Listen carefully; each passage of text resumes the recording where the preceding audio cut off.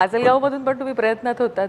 माजलगावमध्ये claim होता, परंतु युतीच्या राजकारणामध्ये राष्ट्रवादीचं वगैरे त्याच्यामध्ये एंट्री झाल्याच्या नंतर रनिंग आमदारांना तिकीट मिळालं वगैरे.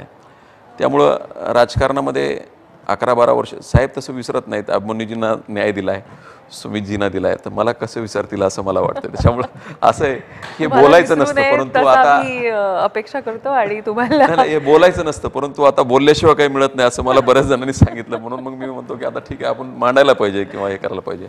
त्या माध्यमातून लोकांना न्याय मिळेल. कारण बीडमध्ये मी गेली 10 वर्ष झालं जनता दरबार भरवतो, त्याची कधी पब्लिसिटी किंवा मार्केटिंग होऊ दिली नाही. साधारणतः 2 दिवसामध्ये शनिवार रविवारी मी ॲज युज्युअल माझ्या गावी असतो आणि जनता दरबार भरवतो आणि नंतर दुसऱ्या दिवशी मी टाकतो पण माझ्या सोशल प्लॅटफॉर्मवरती.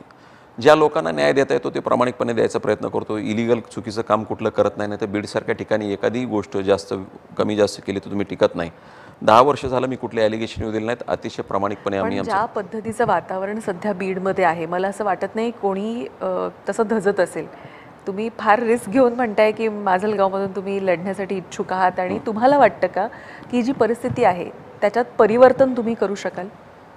100% परिवर्तन करायचंच आहे. आणि तुम्ही पाहत राहा, मी छाती ठोकपणे सांगतो मी बीडकर आहे म्हणून.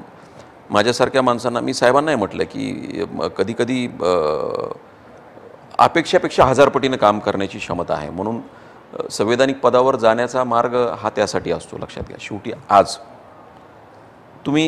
तुम्हाला लिमिटेशन आहेत. लक्षात घ्या, तुम्ही म्हणाल की स्वतःची महत्त्वाकांक्षा आहे का? नाही. मग का राजकारणामध्ये गेल्याच्या नंतर संवैधानिक पद्धतीनं सभागृहामध्ये मांडून एका व्यक्तीला न्याय द्यायचा का 1000 व्यक्तीला न्याय द्यायचा आहे हा प्रश्न असतो. त्यावेळेस इंडिव्हिज्युअल लोकांना हे करत बसण्यापेक्षा आपण प्लॅटफॉर्म एवढा मोठा आहे तो, त्या ठिकाणी तुम्ही 1000 लोकांना न्याय देऊ शकता. तुमचा अभ्यास हा जेव्हा सभागृहाच्या पटलावरती येईल त्या ठिकाणी शासन निर्णय निर्गमित होतात. माझे मित्र अभिमन्यू पवार साहेबांनी पानंद रस्त्याचं एवढं मोठं काम केलं की त्या संकल्पनेवरती महसूल मंत्री महोदयांनी GR काढला. हा प्रत्येकाचं विजन आहे. आणि मला वाटतं की मी सातत्याने चष्मा वापरतो बगर नंबरचा, मला सगळं चांगलं दिसतं. त्यामुळं चांगलं करण्याची संधी परमेश्वराने मला दिली. आणि मी नकारात्मक काम कुठलंच करत नाही, मला आवडत नाही किंवा काही नाही. माझ्या त्या जनता दरबारमध्ये कोण कुठल्या पक्षाचा, जातीचा, धर्माचा कोण येतो मी पाहत नाही. पक्ष 15 दिवस, इलेक्शनच्या 15 दिवस, त्यावेळेस आपण आपल्या पक्षाच्या विचारधारा घेऊन पुढं जायला पाहिजे.